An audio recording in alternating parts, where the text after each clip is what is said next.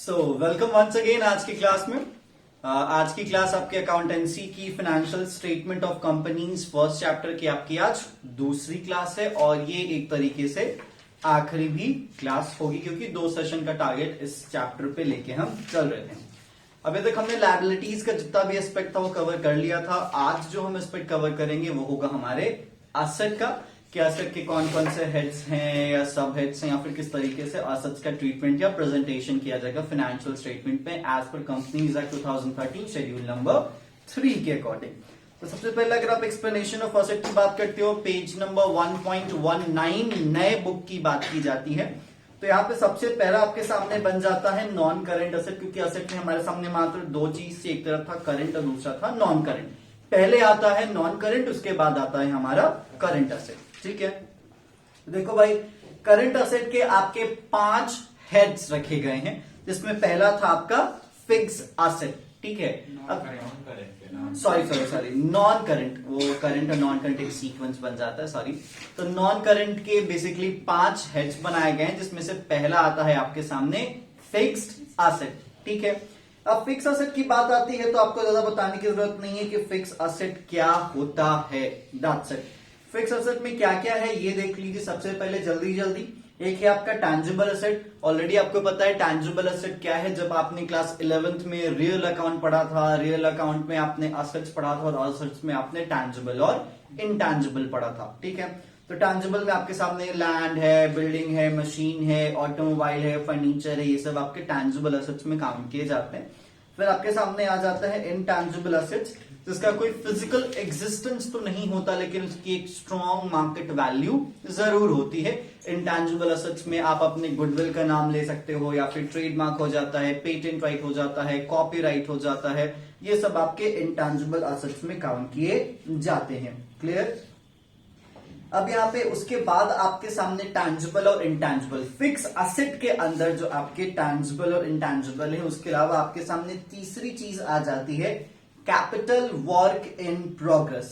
अब सिंपल सी चीज है, कैपिटल वर्क इन प्रोग्रेस का यहाँ पे सिंपल सा मतलब है कि वो सारे फिक्स्ड टैंजिबल एसेट जो कि अंडर प्रोसेस है, क्योंकि नाम देख लीजिएगा, नाम यहाँ पे कहता है कैपिटल वर्क इन प्रोग्रेस। ठीक है, तो यहाँ पे टैंजिबिलिटी फैक्टर और फिक्स एसेट 2 टर्म यूज किए जाएंगे, और यहाँ पे वर्किंग प्रोग्रेस है मतलब ये चीजें अंडर प्रोसेस है। मतलब कोई अगर बिल्डिंग बन रही है तो वो बिल्डिंग अभी अंडर कंस्ट्रक्शन है, या फिर अगर हमारी कोई भी कंस्ट्रक्शन रही है तो वो भी अंडर कंस्ट्रक्शन हो, मतलब इन द प्रोसेस हो, उसे ही हम यहाँ पे कैपिटल वर्किंग प्रोग्रेस में कैटेगराइज करेंगे। ठीक है, अब देखो यहाँ पे कहता है इसमें it refers to fixed tangible assets which are under construction such as building, plant and equipment etcetera. इसमें फैक्ट्री की भी बिल्डिंग काउंट की जाएगी, और यहाँ पे कहता है कि इसका जो अकाउंटिंग ट्रीटमेंट है उसको इवेल्युएट नहीं किया जाएगा।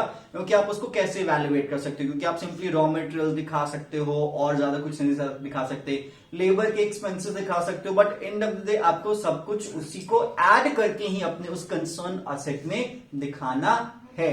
तो इसलिए उसका पार्शियल ट्रीटमेंट जनरली नहीं किया जाता है, बट बहुत लोग उसको अलग से एक फंड में मतलब बना के दिखा देते कि भाई ये फंड जो है उसी के लिए है। That's it. ठीक है, नेक्स्ट इसके सामने आपके सामने जो चौथा हिस्सा है फिक्स एसेट के अंदर का, वो है इनटैंजिबल एसेट अंडर डेवलपमेंट। जैसे ऑलरेडी मैंने आपको पहले बता रखा है, जब हम बैलेंस शीट को रीड कर रहे थे उसी प्रोसेस में टर्म आया था कि अगर मान लेते हैं अगर आपको पेटेंट राइट लेना है, कॉपीराइट लेना है, तो आपने इनिशियल जो रजिस्ट्रेशन फी दे के रखा है, या फिर अगर आपने कुछ ऐसा अमाउंट पे कर रखा है जो कि आपको पे करना था उस कंसर्न राइट को पाने के अगेंस्ट, लेकिन अभी तक आपको राइट मिली नहीं है लेकिन आपने वो अमाउंट पे कर दिया है, तो उसको इस तरीके से दिखाएं, क्योंकि वो भी अभी अंडर प्रोसेस है, उसका अभी अकाउंटिंग ट्रीटमेंट आप फुल फ्लेजेड नहीं कर पाओ, क्योंकि वो एसेट अभी भी जनरेट नहीं हुई है। तो एक तरफ आपके सामने कैपिटल वर्किंग प्रोग्रेस हो जाता है और दूसरा आपके सामने इनटैंजिबल एसेट अंडर डेवलपमेंट हो जाता है। दोनों सेम चीज है, बस अंतर है टैंजिबिलिटी और इनटैंजिबिलिटी की। That's it. दोनों का अकाउंटिंग ट्रीटमेंट प्रॉपर्ली इवैल्यूएट नहीं किया जा सकता है। नेक्स्ट, अब यहाँ पे आपके सामने आ जाता है नॉन करंट एसेट, क्योंकि नॉन करंट इन्वेस्टमेंट, क्योंकि नॉन करंट एसेट के अंदर, क्योंकि सबसे मेन हेड क्या हो गया एसेट में, non current asset, non current के एसेट के अंदर है फिक्स एसेट, और फिक्स एसेट के अंदर आपके सामने कितनी चीजें हो जाती हैं? 4 चीजें हो जाती हैं। पहला हो जाएगा आपके सामने टैंजिबल, दूसरा हो जाएगा इंटैंजिबल, दूसरा टैंजिबल वर्किंग प्रोग्रेस या फिर कैपिटल वर्किंग प्रोग्रेस, और चौथा हो जाएगा इंटैंजिबल अंडर डेवलपमेंट। ठीक है, तो ये चीजें बस आप समझिएगा, क्योंकि आपको रटने की जरूरत नहीं है, आपके दिमाग में अपने आप वो स्ट्रक्चर बनता नजर आएगा कि हम असेट की बात कर रहे हैं, असेट में सबसे पहले नॉन करंट की बात करेंगे, नॉन करंट में फिक्स की बात करेंगे, फिक्स में 4 tangible, intangible, tangible working progress और intangible under development. That's it. ठीक है, अब यहाँ पे नॉन करंट में फिक्स के अलावा आपके सामने दूसरा चीज हो जाता है, वो होता है नॉन करंट इन्वेस्टमेंट। तो सिंपल सी चीज है, ऐसा इन्वेस्टमेंट जो कि लॉन्ग टर्म के लिए है, करंट नहीं है, नॉन करंट है। ठीक है, अब देखो यहां पे कहता है कि ऐसा इन्वेस्टमेंट जो कि आपके सामने कंपनी ने किया है या फिर आपके बुक ऑफ अकाउंट में दिख रहा है कि कंपनी ने किया है, लेकिन उसका पर्पस जो है उसको बेचने के लिए नहीं है, मतलब वो अपने इन्वेस्टमेंट को रिडीम नहीं करेगा। ठीक है, वो अपने इन्वेस्टमेंट को क्या करेगा? रिटेन करेगा। यहां पे सेलिंग की जगह मैंने एक टर्म यूज कर लिया है रिडीम, मतलब इट्स लाइक कि मान लेते हैं आपने डिबेंचर परचेस किया है। ठीक है, तो डिबेंचर परचेस करना आपके लिए क्या है? एसेट है, लेकिन आपके लिए वो जो डिबेंचर है वो विद इन ईयर रिडीम नहीं होने वाला, 5 साल 7 साल उसको समय लगेगा। आपका ऑब्जेक्टिव नहीं है कि अभी हम डिबेंचर लिए और अभी हम किसी को बेच दिए। तो अगर आपका ऐसा ऑब्जेक्टिव नहीं है तो वो आपके नॉन करंट एसेट में नॉन करंट इन्वेस्टमेंट में कैटेगराइज किया जाएगा। क्लियर हुआ? चलिए, अब आपके नॉन करंट इन्वेस्टमेंट के ही अंदर आपके सामने एक और चीज आ जाती है, दैट्स कॉल्ड ट्रेड इन्वेस्टमेंट। ठीक है, अब देखो यहां पे कहता है एक ऐसा इन्वेस्टमेंट जो कि कंपनी ने तो किया है, लेकिन शेयर्स और डिबेंचर में of another company not being a subsidiary और to promote its own trade and business. अब यहां पे आपके सामने स्पेसिफाई कर दे रहा है, क्योंकि नॉन करंट इन्वेस्टमेंट के हिस्से आपके सामने रखे गए हैं। ठीक है, तो पहला हिस्सा क्या है? ट्रेड इन्वेस्टमेंट, मतलब एक ऐसा इन्वेस्टमेंट है जो कि आपने किसी दूसरी कंपनी में तो किया है, लेकिन वो दूसरी कंपनी आपकी कोई सब्सिडरी कंपनी नहीं है। आपने उस कंपनी को होल्ड करने के लिए उसमें इन्वेस्टमेंट नहीं करा है, सिंपली उस कंपनी के शेयर्स या सिंपली उस कंपनी के डिबेंचर्स में आपने ये पैसा लगाया है। और इसके पीछे आपका सिंपल सा ऑब्जेक्टिव है कि आपको अपने बिजनेस को प्रमोट करना है, आपको अपने ट्रेड को प्रमोट करना है। अपने ट्रेड को प्रमोट करना या फिर अपने बिजनेस को प्रमोट करने का सेंस का मतलब क्या? शेयर्स खरीदा है 5 रुपए का, तो पता चला कल को 10 रुपए हो गया, तो मेरा ही ट्रेड या बिजनेस प्रमोट हुआ। ठीक है, डिबेंचर हमने 100 रुपए खरीदा, हमने डिस्कशन किया कि हम इसको रिडीम करवाएंगे प्रीमियम पे 105 रुपए पे, तो यहां पे मेरा ट्रेड और बिजनेस प्रमोट हो रहा है। इस बात को आप समझिएगा। क्लियर क्या? तो आपके नॉन करंट इन्वेस्टमेंट में जो पहला इन्वेस्टमेंट बनता है वो होता है ट्रेड इन्वेस्टमेंट, मतलब ऐसा इन्वेस्टमेंट जो कि दूसरी कंपनी में तो आपने किया है, लेकिन वो कंपनी ना ही आपकी कोई होल्डिंग रही, ना ही आपकी कोई सब्सिडी रही, सिंपली आपने उस कंपनी के फाइनेंशियल सिक्योरिटीज में इन्वेस्टमेंट किया है अपना पैसा बढ़ाने के लिए, विच मीन्स अपने ट्रेड और बिजनेस को प्रमोट करने के लिए। That's it. क्लियर? नेक्स्ट, अब इसमें ट्रेड इन्वेस्टमेंट के अलावा आपके सामने आ जाता है अदर इन्वेस्टमेंट। तो सिंपल सी चीज है, ऐसा इन्वेस्टमेंट जो कि ट्रेड इन्वेस्टमेंट की कैटेगरी में नहीं काउंट किया जाता, वो सब क्या माना जाएगा? अदर इन्वेस्टमेंट माना जाएगा। बड़ा मुस्कुरा रहे हैं शक्ति जी। ठीक है, मैंने ना ही कोई जे मारा ना ही कोई पीक जे मारा। ठीक है, ऐसा टेक्नीशियन आ जाता है कि अच्छा चलिए नेक्स्ट। अब देखो भाई, इन्वेस्टमेंट को क्लासिफाई किया गया है यहां पे लगभग 2 हिस्सों में, 2 नहीं, यहां पे बहुत सारे हिस्से हैं। पहला है आपका इन्वेस्टमेंट प्रॉपर्टी। देखो भाई, सीधी सी बात, नाम यूज कर ले रहा है प्रॉपर्टी, मतलब आप यहां पे रियल स्टेट कंटेंट लगा सकते हो। लैंड है, बिल्डिंग है, कोई यहाँ पे प्लांट एंड मशीनरी का सेक्शन का कोई फैक्ट्री पुराना पड़ा हुआ वो हमने खरीद लिया। ठीक है, तो ये हो गया आपका इन्वेस्टमेंट प्रॉपर्टी, मतलब ऐसा प्रॉपर्टी जिसमें आपने इन्वेस्टमेंट किया, आपने उसको अक्वायर किया है। ठीक है, अब उसके बाद आपके सामने है इन्वेस्टमेंट इन इक्विटी इंस्ट्रूमेंट्स। ऐसा इंस्ट्रूमेंट जो कि इक्विटी आपको देगा, मतलब किसी अदर कंपनी में मालिकाना हक की हिस्सेदारी आपको देता है उसे कहा जाएगा इन्वेस्टमेंट इन इक्विटी इंस्ट्रूमेंट्स। समझ में आया? ऐसे बहुत सारे जो कंपनीज होती हैं वो बहुत सारे स्टार्टअप्स में पैसा लगाते हैं 20% शेयर डाइल्यूट करके, 30% शेयर डाइल्यूट करके, कोई डायरेक्टली मार्केट से कंपनीज के शेयर्स ही उठा लेती हैं, तो ये हो जाते हैं आपका investment in equity instruments. That's it. ठीक है, नेक्स्ट इन्वेस्टमेंट इन प्रेफरेंस शेयर्स आपको पता ही है। इन्वेस्टमेंट इन गवर्नमेंट और ट्रस्ट सिक्योरिटीज ये भी आपको पता होगा। इन्वेस्टमेंट इन डिबेंचर्स और बॉन्ड्स ये भी आपको पता है। पता है ना डिबेंचर और बॉन्ड में बेसिक अंतर क्या है? नहीं, क्या कह रहे हो? अच्छा, आप ये बोलो ना पढ़े नहीं है। ठीक है, जैसा आपको ऑलरेडी पता है कि डिबेंचर का इंटरेस्ट प्री डिसाइडेड होता है, बॉन्ड का इंटरेस्ट प्री डिसाइडेड नहीं होता, वो as per the current situation और टाइम पे वैरी कर जाता है। ठीक है, 4 5 एक ही हो गया ना। हाँ 4 और 5 इन्वेस्टमेंट इन गवर्नमेंट और trust security, zero coupon bond इसमें भी आ जाएगा। हाँ, आ जाएगा, वो बात की बात है, लेकिन एक होता है गवर्नमेंट वाला और एक होता है प्राइवेट वाला, उसको यहाँ पे कैटेगराइज कर दिया है। ठीक है, नेक्स्ट यहाँ पे investment in mutual funds already आपको पता है। फिर है इन्वेस्टमेंट इन पार्टनरशिप फर्म्स। ठीक है, ये भी एक तरीके से इन्वेस्टमेंट के टाइप हैं। तो यहाँ पे आपके सामने बस इन्वेस्टमेंट की क्लासिफिकेशंस बता रहे हैं और कुछ यहाँ पे ज्यादा मार्क देने वाली बात है नहीं। क्लियर क्या? तो अभी तक आप क्या देख पा रहे हो कि आपके एसेट में जो नॉन करंट एसेट है, उस नॉन करंट एसेट में ए है फिक्स एसेट, आपके सामने बी है non current investment, non current investment, investment, inventory investment, madam economics नहीं है ये। ठीक है, तो आपके नॉन करंट एसेट के अंदर पहला फिक्स एसेट हमने कवर कर लिया, दूसरा नॉन करंट इन्वेस्टमेंट हमने कवर कर लिया। याद रख लीजिएगा, नॉन करंट इन्वेस्टमेंट के दो हिस्से, पहला ट्रेड और दूसरा अदर। ठीक है, अब हम तीसरे एसेट की बात करेंगे जो कि नॉन करंट एसेट का तीसरा हिस्सा होगा, वो है डेफर्ड टैक्स एसेट, जिसमें हमने ऑलरेडी डिस्कशन कर रखा है कि ज्यादा पे करेंगे तो एसेट, कम पे करेंगे तो लायबिलिटी। That's it. उसके बाद आपके सामने चौथा हिस्सा बन जाता है नॉन करंट एसेट का, वो है आपका long term loans and advances. ये आपने लिया नहीं है, ये आपने दिया है। ठीक है, दैट्स इट।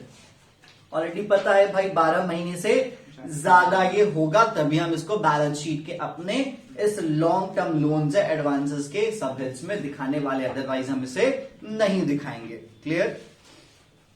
देखो यहां पे कहता है there are loans and advances which are expected to be received back after more than 12 month। मतलब ऐसा पैसा जो कि आपने लोन और एडवांस के नाम पे चढ़ाया तो है, लेकिन वो 12 महीने के बाद मिलने वाला है, आप उसे ही इस कैटेगरी में जगह देंगे।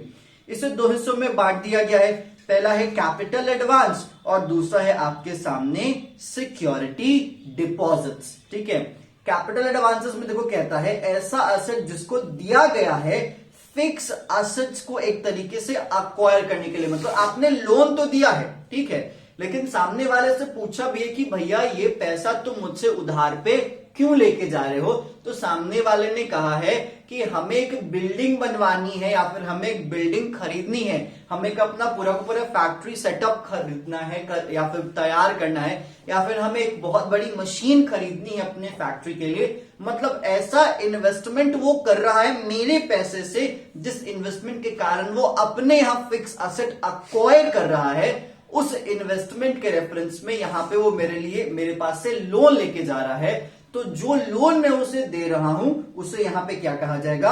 Capital advance. मतलब ऐसा एडवांस जो कि उसके लिए कैपिटल एसेट्स तैयार कर रहा है। That's it. ये बात समझ में आई आपको? सर उसका सेकंड लाइन जो बोल रहा है, these advances are not received back in cash. These advances are not received back in cash, but these are received in the form of some fixed assets। ठीक है, यहाँ पे मैं इसको कैश में वापस नहीं लूंगा, पता चला मुझे ये मिल गया, मतलब कुछ फिक्स एसेट मिल गया। एग्जाम्पल के तौर पे मैंने आपको बताया, चलो इसी में थोड़ा डीप चल लेते हैं। इसमें मैंने आपको पहला एग्जाम्पल क्या बनाया कि मैं आपसे पैसा ले रहा हूं, लेकिन पैसा लेने का ऑब्जेक्टिव है कि मैं एक बिल्डिंग बना रहा हूं, मैं एक अपार्टमेंट बना रहा हूं। ठीक है, अब मान लेते हैं मैं आपसे 10 करोड़ रुपए लेके गया क्योंकि मुझे अपने कंस्ट्रक्शन में लगाना था। जो पूरा का पूरा कंस्ट्रक्शन था वो 100 करोड़ का था, क्लियर क्या, और मैं वहां पे 100 फ्लैट्स बनाने वाला था। अब जो वापस मैं आपको दूंगा वो पैसा नहीं दूंगा, मैं उसी बिल्डिंग में 10 फ्लैट आपके नाम पे कर दूंगा। यही हो गया आपके सामने कैपिटल एडवांस। मैंने आपसे पैसा भी ले लिया और आपको पैसा भी रिटर्न कर दिया, लेकिन आपसे पैसा लिया मैंने फिक्स एसेट एक्वायर करने के लिए या तैयार करने के लिए, और आपको पैसा दिया कैश में नहीं, fix asset he in return मैंने आपको दिया। ये एग्जांपल बन गया, क्लियर। नेक्स्ट आपके सामने है सिक्योरिटी डिपॉजिट्स, ठीक है। अब देखो भाई सिंपल सी चीज है, आप ऐसा डिपॉजिट जो कि 12 महीने से ज्यादा का है, ऐसा डिपॉजिट जो कि 12 महीने से ज्यादा का है, उसे आपके सामने सिक्योरिटी डिपॉजिट के तौर पे रखा जा रहा है। अब जैसे सिंपल सी चीज यहाँ पे कहता है examples of security deposit for electricity and telephone etcetera. Example के तौर पे मैं आपको बताऊं, जैसा कि आपको पता है कि अभी हमारा जो नया वाला सेंटर है वो अंडर कंस्ट्रक्शन चल रहा है, तो अंडर कंस्ट्रक्शन चल रहा है तो वहां पे मुझे इलेक्ट्रिसिटी कनेक्शन भी लेना पड़ेगा। अब मुझे इलेक्ट्रिसिटी कनेक्शन अगर लेना पड़ेगा तो मुझे स्टार्टिंग में सिक्योरिटी अमाउंट जमा करना पड़ेगा, जिस अमाउंट का एक्चुअल फिगर लगभग 5 से 7 हजार के आसपास आएगा, ठीक है। अब वो मैं डिपॉजिट कर रहा हूं उनके पास, मात्र कनेक्शन लेने के लिए, मीटर का कनेक्शन लेने के लिए 5 किलोवाट का, वो जो भी का हो, ठीक है। अब वो पैसा एडजस्ट नहीं होगा, वो पैसा एडजस्ट मेरे बिल में नहीं होगा, ठीक है। वो मेरा एज इट इज अमाउंट क्या रहेगा, प्रेजेंट किया रहेगा, दैट्स इट। और वो जो कनेक्शन होगा वो कनेक्शन एक तरीके से लगभग 2 साल तक चलता ही चलता है। अब 2 साल से पहले आप उसको डिस्कनेक्ट नहीं करवा सकते हो, बीच में उसको रोका जा सकता है। हाँ, बिजली बिल ड्यू हो गया तो आके खुद काट देंगे, ठीक है। तो यहां पे जो मैं पैसा दे रहा हूं वो सिक्योरिटी डिपॉजिट है, वो मैं किसी काम के लिए दे रहा हूं क्या, नहीं। मैं वहां पे किसी सर्विस के यूज में वो पैसा दे रहा हूं क्या, नहीं। वो पैसा एज अ सिक्योरिटी डिपॉजिट उनके पास जमा रहेगा, तो उनके लिए क्या हो गया, लायबिलिटी हो गया, मेरे लिए क्या हो गया, एसेट हो गया। और वो भी कौन सा एसेट, लॉन्ग टर्म में चला जाएगा, क्योंकि वो 12 महीने वाली बात नहीं है, यहां पे 2 साल तक वो चीज क्या हो जाएगी, ब्लॉक हो जाएगी। तो वो वाली कहानी यहां पे देखी जाती है, दैट्स इट, क्लियर हुआ। तो इसलिए आपके सामने जब आप long term loans and advances की बात करेंगे तो आपके सामने 2 हिस्से बढ़ जाएंगे, एक हो जाएगा आपके सामने कैपिटल एडवांस और दूसरा हो जाएगा आपके सामने सिक्योरिटी डिपॉजिट, ठीक है।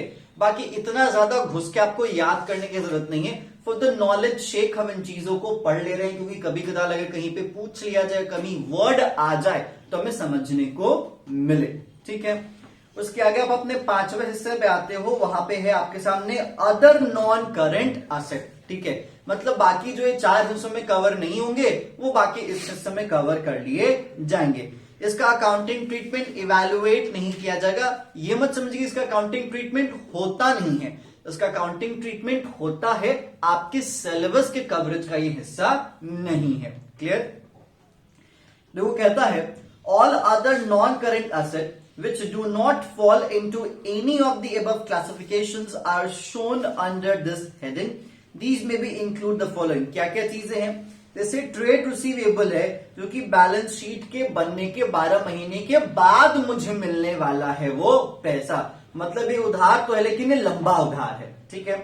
उसके बाद आपके सामने है अनएमोर्टाइज्ड expenses such as share issue expenses that shall be written off after 12 months from the date of the balance sheet। जैसा कि कभी ऋषि ने बीच में पूछा था कि अनअमोर्टाइज्ड एक्सपेंसेस क्या कंसिडर किए जाते हैं।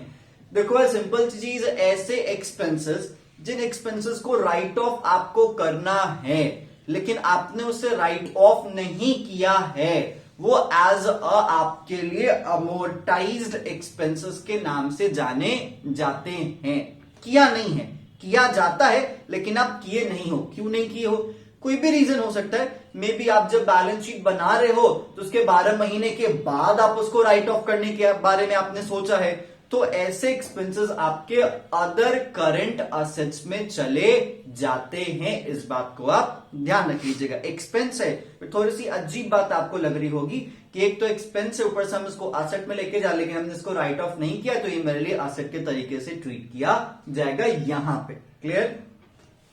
चलिए यहां पे आपके नॉन करंट असेट का हिस्सा क्या हो जाता है, खत्म हो जाता है। तो नॉन करंट में कितने चीजें हो जाती हैं आपके सामने? 5। पहला आपके सामने क्या हो जाएगा? फिक्स असेट, दूसरा नॉन करंट इन्वेस्टमेंट, तीसरा आपके सामने डेफर्ड टैक्स असेट, उसके बाद आपके सामने long term loans and advances, उसके बाद आपके सामने आ जाता है other non current assets. That's it. इतने ही मेन हेड्स आप याद कर लीजिएगा, अंदर वाले ज्यादा याद करने की जरूरत नहीं है। उसके बाद आपके सामने है करंट असेट। ऑलरेडी हमने इस करंट असेट पे डिस्कशन कर रखा है पहले कि करंट असेट क्या होते हैं। वही जो 3 पॉइंट्स हैं, उन 3 पॉइंट को यहां पे जिक्र किया गया है कि ऐसा असेट जो कि रियलाइज होगा, ठीक है, या फिर हमने उसको सेल के लिए या कंजम्पशन के लिए इस्तेमाल किया है, लेकिन उसका सेल, कंजम्पशन या फिर उसका जो रियलाइजेशन है वो with in the operating cycle होगा, तो मेरे लिए करंट असेट माना जाएगा। समझ में आया? हमने इस ऑपरेटिंग साइकिल वाले केस में ही इस चीज को कवर कर रखा था, ठीक है। उसका ऑलरेडी आपको पता है कि इसका जो बेसिक पर्पस है वो ट्रेडिंग के लिए है, ठीक है। और आखिरी और तीसरी चीज यहाँ पे क्या कहती है? It is expected to be realise within 12 month after the reporting date, that is balance sheet date. मतलब अगर बैलेंस शीट के बनने के 12 महीने के अंदर, याद रख लीजिएगा विद इन है, 12 महीने के अंदर वो रियलाइज होता दिख रहा है, तो आप इसे क्या मानेंगे? करंट असेट्स मानेंगे। बाकी इन तीनों पॉइंट्स की कैटेगरी में जो चीज नहीं आती है वो सब कहां चली जाएगी? नॉन करंट असेट में चली जाएगी। ऑपरेटिंग साइकिल पे हमारा ऑलरेडी डिस्कशन हो रखा है, हमें इसमें ज्यादा इंडल्ज होने की जरूरत नहीं है, ठीक है। इलस्ट्रेशन 7 आप बना लीजिएगा। अब देखो बात आती है करंट असेट में, तो करंट असेट में सबसे पहला जो हिस्सा होता है वो है करंट इन्वेस्टमेंट का, क्योंकि जो आपका करंट असेट है वो 6 सब हेड में बंटता है। जैसे आपने देखा कि जो हमारा नॉन करंट असेट है वो 5 सब हेड में बटा, तो जो हमारा करंट असेट है वो 6 सब हेड में बटता है। सबसे पहला हमारे सामने करंट इन्वेस्टमेंट, वही वाला जो इन्वेस्टमेंट नॉन करंट का भी था, अगर साल या महीने की बात कर ली जाए, 12 महीने के रेफरेंस में आपको दिख रहा है, तो वही इन्वेस्टमेंट क्या बन जाएगा आपके लिए? Current investment. अब करंट इन्वेस्टमेंट में एग्जांपल देख लो क्या क्या कहता है। इन्वेस्टमेंट आपके इक्विटी इंस्ट्रूमेंट्स में, इन्वेस्टमेंट आपके प्रेफरेंस शेयर्स में, इन्वेस्टमेंट गवर्नमेंट और ट्रस्ट सिक्योरिटीज में, इन्वेस्टमेंट डिबेंचर या बॉन्ड में, या फिर इन्वेस्टमेंट आपके म्यूचुअल फंड में। तो याद रख लीजिएगा, ऐसा इन्वेस्टमेंट जो कि मुझे रियलाइज होगा या फिर इन कैश कन्वर्ट होगा within 12 month from the date of preparation of balance sheet, वो आपके करंट इन्वेस्टमेंट में आएगा। और करंट इन्वेस्टमेंट के कुछ एग्जांपल्स आपके सामने नीचे लिखे गए हैं। ये करंट असेट का पहला हिस्सा है वो करंट इन्वेस्टमेंट। अब हम बात करते हैं इसके दूसरे हिस्से की, दैट्स कॉल्ड इन्वेंट्री, जिसको मैंने ऑलरेडी आपसे पहले वाले सेशंस में डिस्कस कर लिया है कि इन्वेंट्री क्या क्या काउंट की जाती है। देखो भाई, इन्वेंट्री में आपका रॉ मटेरियल्स हो जाता है, वर्क इन प्रोग्रेस है, फिनिश गुड्स है, स्टॉक इन ट्रेड है, stores and spares and loose tools. आपको याद होगा जब इन्वेंट्री बन रहा था तो मैंने ब्रैकेट में आपके सामने लूज टूल्स लिखवाया था उस वक्त, ठीक है। तो सब इन्वेंट्री के हिस्से में काउंट किए जाते हैं और इन्वेंट्री आपके लिए शॉर्ट टर्म का ही एक रेफरेंस लेके चलती है। उसके बाद ट्रेड रिसीवेबल्स, ठीक है। तो ऐसा ट्रेड रिसीवेबल जो कि मुझे इन कैश हो जाएगा या रियलाइज हो जाएगा विद इन 12 मंथ, वो आपके इस ट्रेड रिसीवेबल में काउंट किया जाएगा। ये तीसरा हिस्सा है आपके करंट असेट का, याद रख लीजिएगा। पहला हिस्सा क्या हो गया? करंट इन्वेस्टमेंट, दूसरा हिस्सा क्या हो गया? इन्वेंट्री, और तीसरा हिस्सा हो गया आपके सामने ट्रेड रिसीवेबल का, ठीक है। अब याद रख लीजिएगा, आपको ऑलरेडी पता है, हमने पहले भी इस बात को जिक्र कर रखा है कि ट्रेड रिसीवेबल में जो शॉर्ट टर्म डेटर्स हैं वो भी आएंगे और बिल रिसीवेबल भी आएगा। क्लियर? नेक्स्ट आपके सामने है कैश एंड कैश इक्विवेलेंट, ये चौथा हिस्सा है। मतलब कैश तो खुला आएगा ही, कैश जो कैश मेरे पास मेरे बिजनेस में मेरे ड्रॉर्स में पड़े हैं वो वाला कैश, और दूसरा हो जाएगा जो बैंक में जो बैलेंसेस पड़े हुए हैं वो भी आपके कैश कैटेगरी में ही काउंट की जाएगी। अब देखो कैश एंड कैश इक्विवेलेंट में क्या क्या चीजें हैं। सबसे पहला बैलेंस जो कि बैंक के पास है, चेक ड्राफ्ट ऑन हैंड, पता है ना, जो चेक इन हैंड की बात होती है या फिर ड्राफ्ट इन हैंड की बात होती है, वो मेरे लिए कैश इक्विवेलेंट के तरीके से ट्रीट किए जाते हैं। कैश इन हैंड विद बात है, और अदर्स, अगर और कुछ ऐसी चीजें जो कि लगभग कैश के बराबर मुझे मिली हैं वो भी यहां पे एज अ काउंट कर ली जाएंगी। That's it. अब देखो इसका इंटरप्रिटेशन ध्यान दीजिएगा कैश एंड कैश इक्विवेलेंट का, क्योंकि थोड़ा सा कंफ्यूजन में भी आपको हो सकता है कैश फ्लो बनाते वक्त, ठीक है। यहां पे इसका इंटरप्रिटेशन देखिए क्या कहता है, investment having maturity period for more than 3 months but not exceeding 12 months, मतलब ऐसा इन्वेस्टमेंट जिसका मैच्योरिटी पीरियड 3 महीने के बाद तो आ रहा है लेकिन 12 महीने के पहले आ जा रहा है from the date of acquisition shall be shown as current investment, ठीक है। वो आपके करंट इन्वेस्टमेंट में ही दिखाया जाएगा, भले ही आप बैलेंस शीट कभी भी बनाओ इससे कोई फर्क नहीं पड़ता, बैलेंस शीट के पहले वाली बात हो या बैलेंस शीट के बाद वाली बात हो, दैट्स इट। उसके बाद आपके सामने कैश एंड कैश इक्विवेलेंट के दूसरे पॉइंट में यहां पे कहता है earmarked balances with bank, for example unpaid dividend shall be separately stated। जैसे बहुत बार हमने कहीं पे पैसा लगाया है, ठीक है, और मुझे डिविडेंड मिलने वाला है और कंपनी ने डिविडेंड डिक्लेयर भी कर दिया है, लेकिन मेरे अकाउंट में क्रेडिट नहीं हुआ है, ठीक है, लेकिन सारा माहौल तो दिखाता है ना कि आज ना कल तो मेरे पास पैसा आ ही जाएगा, तो वो कैश एंड कैश इक्विवेलेंट में ही काउंट किया जाएगा। इस बात को आप ध्यान दीजिएगा। उसके बाद कहता है balances with bank through the extend held margin money और security against the borrowing guarantees other commitment shall be disclosed separately. यहां पे कहता है कि देखो भाई, ऐसा बैलेंस जो कि बैंक के साथ है टू द एक्सटेंड हेल्ड, आगे क्या कहता है, to the extend held as margin money और सिक्योरिटी अगेंस्ट बोरोइंग। जैसे फॉर एग्जांपल मैंने यहां पे बैंक से 10 लाख रुपए लिए हैं लेकिन 12 लाख की संपत्ति दी है, तो जो 2 लाख रुपए है वो मार्जिन मनी है, वो मार्जिन मनी मेरे लिए लिक्विड फॉर्म में है, वो मेरे लिए एसेट बनता है। आपको याद होगा हमने बैंकिंग के केस में मार्जिन रिक्वायरमेंट वाली बात पढ़ी थी, तो जो एक्स्ट्रा पैसा आपने जमा किया है वो आपके कैश या कैश इक्विवेलेंट ही माना जाएगा, बट हाँ आप उसको सेपरेट दिखाओगे तो कहते हैं ना बहुत बार इसमें आपको डिस्क्लोजर रिक्वायरमेंट की जरूरत पड़ती है, तो वो वाला फंडा यहां पे आपको लगाना पड़ेगा। उसके बाद चौथा और आखिरी पॉइंट कहता है bank deposit with more than 12 month maturity shall be disclose separately under this head. मतलब अगर आपने कोई पैसा बैंक में जमा किया है लेकिन उसका जो मैच्योरिटी है वो 12 महीने से ज्यादा है, क्या है, 12 महीने से ज्यादा है, तो उसको भी हम इसी में दिखाएंगे लेकिन उसको हम अलग तरीके से दिखाएंगे, वही डिस्क्लोजर रिक्वायरमेंट्स आपको जमा करना है। जैसे बहुत बार कंपनीज होती हैं जो कुछ डिपॉजिट जमा कराती है, हर महीने अपने डिपॉजिट्स रखते जाती हैं। यहाँ पे ऐसा कह लीजिए कि बैंक के पास वो रिजर्व बना रही है, बैंक के पास प्रोविजन बना रही है, जो भी रखिए, ठीक है, लेकिन वो कैश जमा कर रही है बैंक के पास, तो है तो आपका ही कैश ना, ठीक है, आपको ईएमआई तो पे नहीं कर रहे, आप तो कोई इंटरेस्ट नहीं पे कर, लेकिन आपका कैश है, लेकिन वो कैश आप विद इन अ ईयर नहीं निकाल सकते, साल के बाद निकाल सकते, लेकिन वो कैश है, ठीक है, साल के बाद निकाल सकते हो, तो आप उसको कैश एंड कैश इक्विवेलेंट में ही दिखाओगे, लेकिन अलग से दिखाओगे, आप पूरा का पूरा जोड़ के नहीं दिखाओगे क्योंकि आप उसका यूज नहीं कर पाओगे। क्लियर? चलिए, अब इसके बाद करंट असेट में जो पांचवा हिस्सा आपके सामने लाया जाता है वो है short term loans and advances. मुझे इस पे बताने की जरूरत नहीं है, मतलब ऐसा पैसा जो आपने दिया तो है लेकिन आपको मिलेगा विद इन अ ईयर ही, ऐसा नहीं है कि नहीं मिलेगा, विद इन अ ईयर ही आपको पैसा मिलेगा, ठीक है। नेक्स्ट है यहाँ पे अदर करंट असेट, मतलब जो बाकी ऊपर के 5 हिस्से में नहीं आता वो आपके अदर करंट असेट में कैटेगराइज किया जाएगा।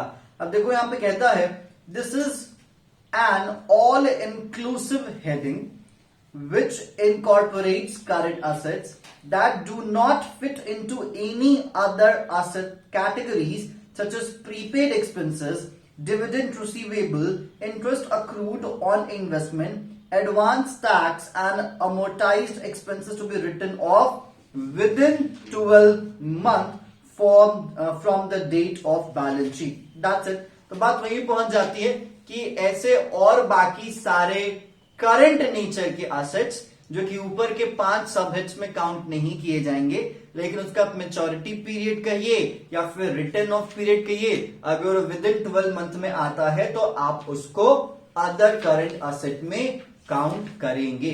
क्लियर हुआ क्या? तो करंट असेट के कितने सब हेड्स बन जाते हैं? 6। पहला आपके सामने करंट इन्वेस्टमेंट, दूसरा इन्वेंट्री, तीसरा ट्रेड रिसीवेबल, चौथा कैश एंड कैश इक्विवेलेंट्स, फिर पांचवा short term loans and advances, and छठा अदर करंट एसेट्स। क्लियर? यही है। अब इसमें आगे आप बढ़ते हैं तो आपके सामने दो चीज और रखी गई है, एक है कंटिंजेंट लायबिलिटीज और दूसरा है आपके सामने कमिटमेंट। आपको पता है हमने कंटिंजेंट लायबिलिटी को बहुत बार अपने लेक्चर्स में as a point of discussion रखा है कि ऐसी लायबिलिटी जो लायबिलिटी बन भी सकती है, जो लायबिलिटी नहीं भी बन सकती है। लगे हाथ उसको देख लेते हैं, पेज नंबर 1.24 पे ये मेंशन किया गया है। देखो कहता है contingent liabilities are liabilities which are not arisen, ठीक है, but may arisen upon the happening of a certain event. In other words, the liability itself is uncertain. It may or may not involve the payment of money. The amount of contingent liabilities is never shown in liability side. They are always stated in notes to accounts below the balance sheet, जो कि मैं आपको class 11 से बताते आया हूं। सबसे famous example एक ऐसी प्रॉपर्टी जो कि लिटिगेशन मैटर्स में फंसी हुई है। क्लियर? नेक्स्ट, अब इसमें कंटिंजेंट लायबिलिटीज का कुछ क्लासिफिकेशन आपके सामने रखा गया है। ऐसा claim against the company not acknowledged as डेब्ट, ठीक है।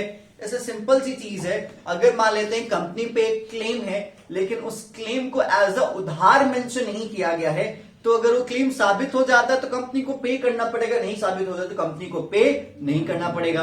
ऐसे मान लेते हैं कंपनी का कोई प्रोडक्ट था, वो प्रोडक्ट मतलब उस प्रोडक्ट पे कोई किसी ने केस कर दिया, वेदर वो उस प्रोडक्ट की क्वालिटी पे हो या फिर प्राइसिंग पे हो या फिर कुछ एडवर्टीजमेंट फीचर्स पे हो या वॉटएवर, ठीक है, उस पर क्लेम कर दिया और क्लेम में हट जाने के बदले में उसने 1 करोड़ रुपए मांगे।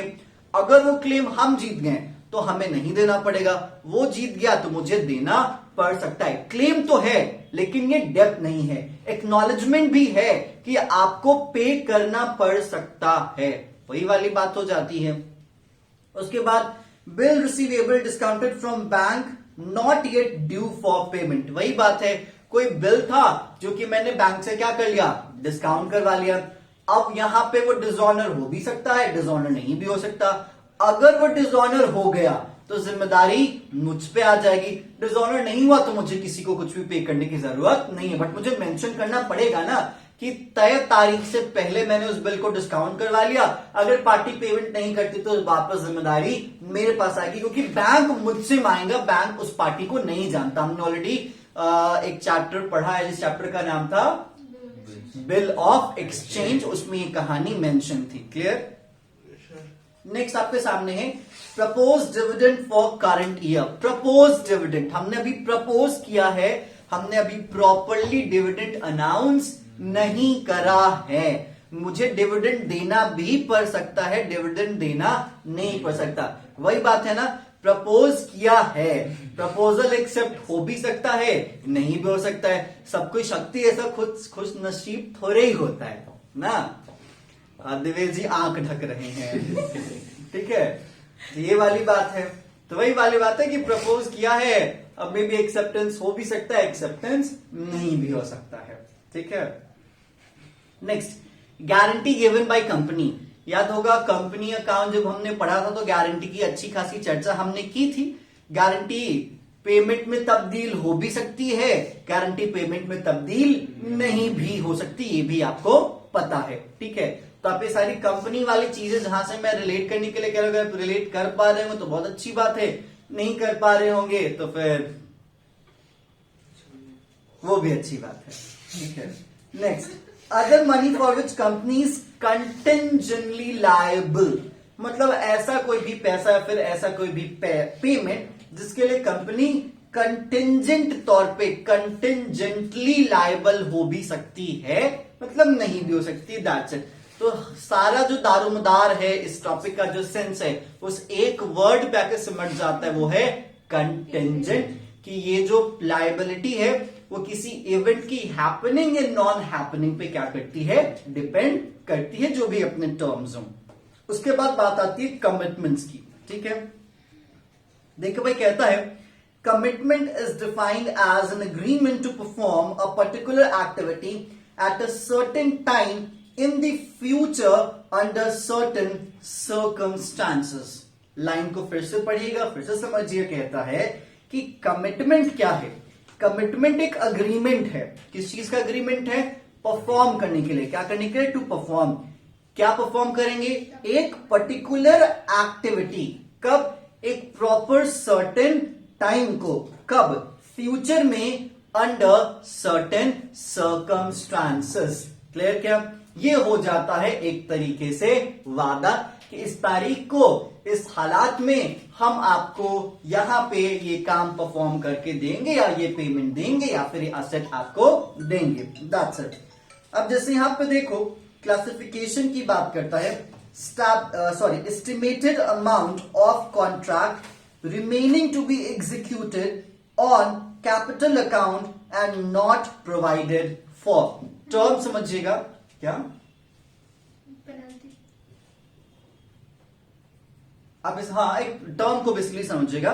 यहां पे कहता है कि आपने कोई कॉन्ट्रैक्ट करा है। क्या है? आपने कोई कॉन्ट्रैक्ट करा। कॉन्ट्रैक्ट इट्स लाइक कि सपोज दैट, अगर अपनी ही बात करते हैं, हमारे और आप में ये कॉन्ट्रैक्ट हुआ कि हम आपका जो सिलेबस है वो जनवरी फर्स्ट वीक तक में, या जनवरी फर्स्ट वीक से पहले ओवर करवा देंगे। ठीक है। अब बात आती है कि इसमें दो बातें होंगी। व्हाट इफ मैं परफॉर्म ना कर पाऊं अपना प्रॉमिस, क्योंकि प्रॉमिस दोनों साइड से हुआ है। आपने मुझे पेमेंट के लिए प्रॉमिस किया है और मैंने आपको सर्विस के लिए प्रॉमिस किया है, और हमारे बीच में अग्रीमेंट है, और ये लीगल बेस पे अग्रीमेंट है। ये हवा में एग्जांपल नहीं है, प्रॉपर लीगल बेस का अग्रीमेंट है। इस बात को समझिएगा। ठीक है। तो यहाँ पे दो बातें हो सकती हैं। या तो ये कॉन्ट्रैक्ट जो है, ये जो अग्रीमेंट है, वो एग्जीक्यूटेड होगा, या फिर ये एग्जीक्यूटरी होगा। एग्जीक्यूटेड का मतलब क्या होता है? मैं आपको बेसिकली थोड़ा सा लीगल टर्म में लेके जा रहा हूं। एग्जीक्यूटेड कॉन्ट्रैक्ट उस कॉन्ट्रैक्ट को कहते हैं जहां पे दोनों पार्टीज ने अपनी अपनी प्रोमिसेस परफॉर्म कर दी हैं। मतलब मैंने आपको विद इन जनवरी पढ़ा भी दिया पूरा सिलेबस, और आपने मुझे पेमेंट भी कर दिया, तो दोनों पार्टीज क्या हो गई? डिस्चार्ज हो गई। एक और लीगल टर्म आ गया, क्या? डिस्चार्ज होना। तो मैंने अपनी प्रॉमिस परफॉर्म कर दी, आपने अपनी प्रॉमिस परफॉर्म कर दी, कॉन्ट्रैक्ट फुलफिल हो गया, दोनों पार्टीज डिस्चार्ज हो जाती हैं। ये बन गया एग्जीक्यूटेड कॉन्ट्रैक्ट का एग्जाम्पल, क्योंकि कमिटमेंट आपका भी था और कमिटमेंट मेरा भी था। मेरे साइड से कमिटमेंट सर्विस की थी, आपके साइड से कमिटमेंट पेमेंट की थी। पहला चीज एज एग्जाम्पल हटा दो। यहां पे आप किसी का कमिटमेंट बचा नहीं, क्योंकि सबने अपना अपना काम परफॉर्म कर दिया। दूसरी बात यहां पे ये आ जाती है कि व्हाट इफ मैं यहां पे अभी तक सिलेबस पूरा नहीं कर पाया हूं, तो यहां पे अगर आपने पेमेंट कर दिया है, क्या है? अगर आपने पेमेंट कर दिया और मैं सिलेबस पूरा नहीं कर पाया हूं, तो ये जो कॉन्ट्रैक्ट है वो एग्जीक्यूटरी कॉन्ट्रैक्ट है। क्योंकि एग्जीक्यूटरी कॉन्ट्रैक्ट एक ऐसा कॉन्ट्रैक्ट होता है as per Indian contract act, जिसमें किसी एक पार्टी या फिर दोनों पार्टी ने कॉन्ट्रैक्ट में अपनी अपनी प्रोमिसेस परफॉर्म नहीं की हैं। तो अगर मैंने पढ़ाया नहीं, आपने पे कर दिया, ये भी एग्जीक्यूटरी कॉन्ट्रैक्ट है। आपने भी पे नहीं किया और मैंने भी नहीं पढ़ाया, ये भी एग्जीक्यूटरी कॉन्ट्रैक्ट है। बस अंतर है कि अगर बस मैं ना पढ़ाऊं और आपने पेमेंट कर दिया तो ये यूनिलैटरल है। अगर आपने भी पेमेंट नहीं किया और मैंने भी नहीं पढ़ाया तो ये बाइलैटरल एग्जीक्यूटरी कॉन्ट्रैक्ट के कैटेगरी में आ जाता है। तो यहां पे मैं यूनिलैटरल वाला बस एग्जांपल लेके चलता हूं, मतलब आपने पे कर दिया है और मैंने पढ़ाया नहीं है। तो यहां पे आपने कमिटमेंट तो फुलफिल कर दिया, मैंने कमिटमेंट फुलफिल नहीं किया। ऊपर से कॉन्ट्रैक्ट में एक प्रोविजन जोड़ दिया गया था कि अगर मैं समय पे सिलेबस नहीं कवर करवा पाऊंगा तो मैं आपके पेमेंट का 50% पैसा एज अ रिफंड के तौर पे आपको दूंगा। तो वही बात हो गई कि एक सिचुएशन आएगा, ठीक है, एक सर्कमस्टांस आएगा, जिस सर्कमस्टांसेस में मैं अपनी कमिटमेंट अगर नहीं पूरा करूंगा तो मुझे एज अ पेनल्टी के तौर पे वो पैसा देना पड़ेगा। तो ये वही बात हो गई, ये एज अ कमिटमेंट के रेफरेंस में टर्म यूज किया गया कि मैं लायबल हो भी सकता हूं, मैं लायबल नहीं भी हो सकता हूं। यही ये लाइन आपको समझाने की कोशिश कर रहा है। तो देखो यहां पे कहता है, फिर से वो लाइन पढ़ते हैं, एस्टिमेटेड अमाउंट ऑफ कॉन्ट्रैक्ट 50% मैंने कहा यहां पे, ठीक है, रिमेन टू बी एग्जीक्यूटेड, मतलब अगर आपने उसको नहीं परफॉर्म, क्योंकि एग्जीक्यूटेड टर्म कहां यूज किया जाता है? जब दोनों कर लेते हैं, अगर नहीं करेंगे तो एग्जीक्यूटरी। तो यहां पे क्या है? रिमेन टू बी एग्जीक्यूटेड मतलब एग्जीक्यूट, ये इंटरप्रिटेशन का एक तरीका है, ठीक है। On capital account and not provided. मतलब on capital account it's like कि मैं आपके लिए लायबल था, मुझे पे करना था या फिर मुझे अपना काम परफॉर्म करना था, मैं नहीं कर पाया, तो एज अ पेनल्टी के तौर पे अगर मैं कमिटमेंट फुलफिल नहीं करूंगा तो मुझे वो पैसा देना पड़ेगा। That's it. समझ में आया ये? क्लियर? कोई दिक्कत? चलो आगे। नेक्स्ट है uncalled liability on shares and other investments partly paid. If the company hold partly paid shares of other companies as investment, the uncalled amount on those shares is a commitment as it will have to be paid when called. Common सा sense है, हम अभी तुरंत shares पढ़ के आए हैं, एक होता है अनकॉल्ड, एक होता है कॉल्ड अप। अब सिंपल चीज, हमने किसी कंपनी का शेयर खरीदा था, एक शेयर का दाम क्या था? 10 रुपए था। अब वहां पे कंपनी ने मुझसे मांगा ही 5 रुपए, तो मैं ऐश मौज में खुश ना हो जाऊं कि 5 रुपए के दम पे मुझे 10 का शेयर मिल गया, नहीं। क्योंकि मैंने अगर उस कंपनी का कोई भी शेयर खरीदा है तो कमिटमेंट के तौर पे खरीदा है कि मैं उसे पूरा को पूरा 10 रुपए दूंगा। जब भी वो मांगेगी, जो भी उसका अनकॉल्ड अमाउंट होगा जो उसने अभी तक नहीं मांगा है, वो मेरे तरफ से स्टिल एज अ कमिटमेंट के तौर पे दिखाया जाएगा, और वो ऐसी लायबिलिटी है जो कि अनकॉल्ड है। जैसे ही वो मेरा मांग लेगी, वो कंप्लीट मेरा इन्वेस्टमेंट बन जाएगा। क्लियर? यहां पे आपके सामने तीसरा एग्जांपल क्या है? Other commitments such as arrears of dividends on cumulative preference shares. पता है क्यूमुलेटिव प्रेफरेंस शेयर्स? कौन बताएगा? हाथ उठाओ, कौन बताएगा?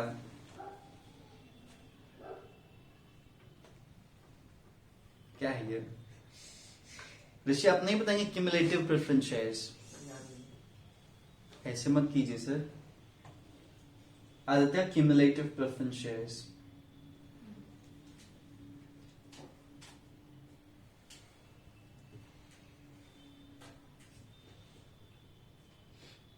बताइए।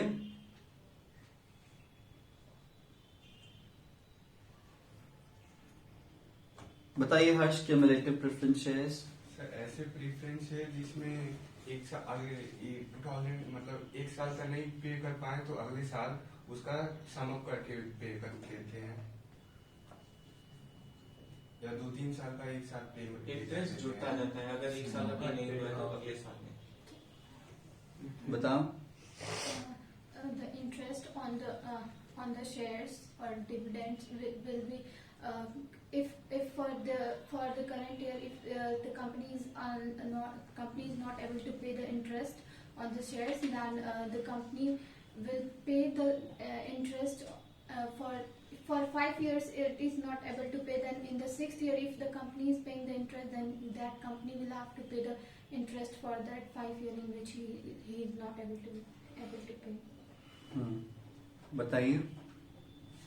These are those shares in which the profit which is not paid at the current year will have to be paid in the succeeding year in cumulative purpose, in cumulative way। मतलब हाँ ठीक है, समझाने के लिए आप अपनी स्वभाषा का इस्तेमाल कर सकते हैं। बताइए, और क्या बताना चाहेगा? If a company has not paid the dividend to their shareholder, Preference shareholders. to preference shareholder for a multiple years, then it has to pay all the dividend with her interest to their shareholders in हाँ, one slot. Simple सी चीज है। मतलब अगर किसी company ने अपने preference share holders को किन्हीं कुछ सालों में अगर डिविडेंड ना पे कर पाई हो, तो जब भी वो पे करेगी वो पूरे बकाया एक साथ उसको देना पड़ेगा। मतलब उसके आगे आने वाले सालों में वो चीज जुड़ती जाएगी, क्यूमुलेट होते जाएगी, सम अप होते जाएगी। ठीक है, और उस पर बहुत बार ऐसा प्रोविजन होता है कि उस बकाये पे इंटरेस्ट भी जुड़ते जाता है। एक तो प्रिंसिपल अमाउंट जो कि आपने डिविडेंड का नहीं दिया वो तो आपको देना ही पड़ेगा आगे जाके, प्लस आपको उस पे इंटरेस्ट भी चार्ज करके देना पड़ता है। जैसे आपको पता होगा तो अभी एक केस हुआ था, अगर आपने हर्षद मेहता के स्कैम के आगे भी अगर आपकी कभी दुनिया गई होगी अगर उनकी परिवार के बारे में भी आपने जानकारी रखी होगी तो आपको पता होगा कि हर्षद मेहता के भाई को कुछ अमाउंट पे करना पड़ा था और उसकी वाइफ जो थी वो एक कंपनी के खिलाफ लड़ी थी इसी डिविडेंड अमाउंट के लिए जो उस कंपनी ने नहीं पे करा था, और इनफैक्ट उसको पूरा डिविडेंड भी पे करना पड़ा और इंटरेस्ट के साथ 12% इंटरेस्ट के साथ वो पैसा उसकी वाइफ को मिला था। तो ऐसा नहीं है कि हर्षद मेहता चले गए तो उनकी वाइफ या उनकी फैमिली को एक वल्नरेबल कंडीशंस में है, वो भी अभी फाइनेंशियली काफी ज्यादा स्ट्रॉन्ग फैमिली में से एक है स्टिल देखा जाए तो। खैर, मगर इस बात को याद रख लीजिएगा ऋषि,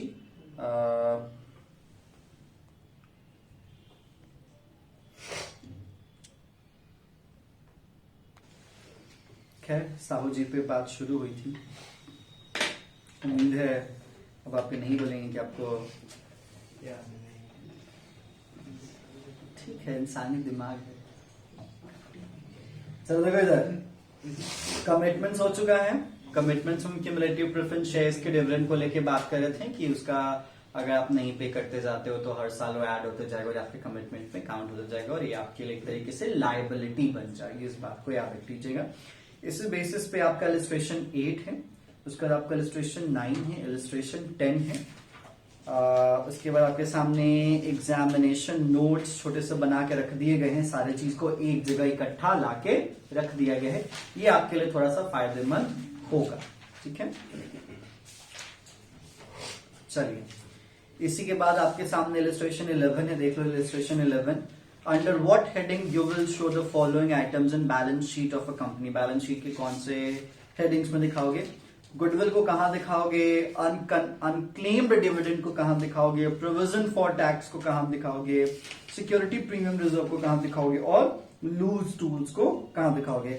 तो एक तो आपको प्रॉपर हेड बताना होता है और उसके बाद आपको सब हेड बताना होता है। जैसे आपको याद है लूज टूल्स की बात होगी तो इन्वेंट्री की बात होगी और इन्वेंट्री की बात होगी तो करंट असेट की बात होगी।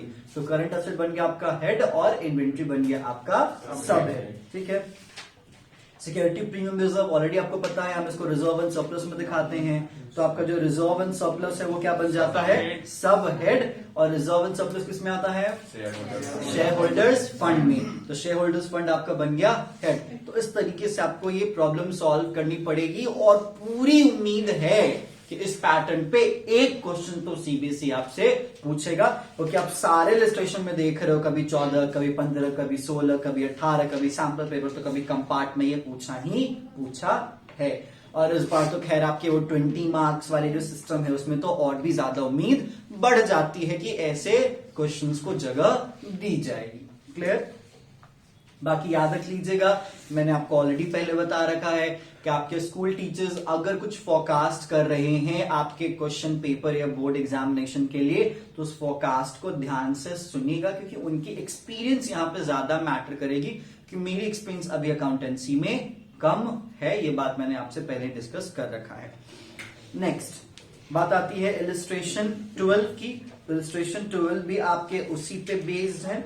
इलस्ट्रेशन 13 भी आप देखेंगे, 14 भी देखेंगे, 15 भी देखेंगे, 16 भी देखेंगे आप, 17 भी देखेंगे, 18 भी आप देखेंगे, सारे सेट पैटर्न है। 19 भी वही है, 20 भी वही है आपका, 21 बात नहीं कीजिए, 21 भी वही है, 22 भी वही है, ठीक है। 23 भी आपका वही है कि आप किस तरीके से प्रेजेंट करेंगे, क्योंकि बैलेंस शीट में प्रेजेंटेशन ये सब आपको बताया गया है। फिर 24 फिर आप देखेंगे, उसके बाद क्या है,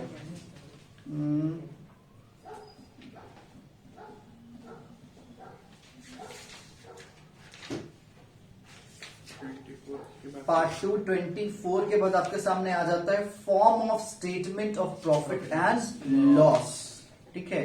तो स्टेटमेंट ऑफ पीएल यहाँ पे अब आपके सामने रखा जा रहा है, ये कंटेंट होगा। तो चलिए इस सेशन में इतना ही था। हमने असेट पे डिस्कशन कर लिया है, असेट्स के रेफरेंस में डिस्कशन कर लिया है।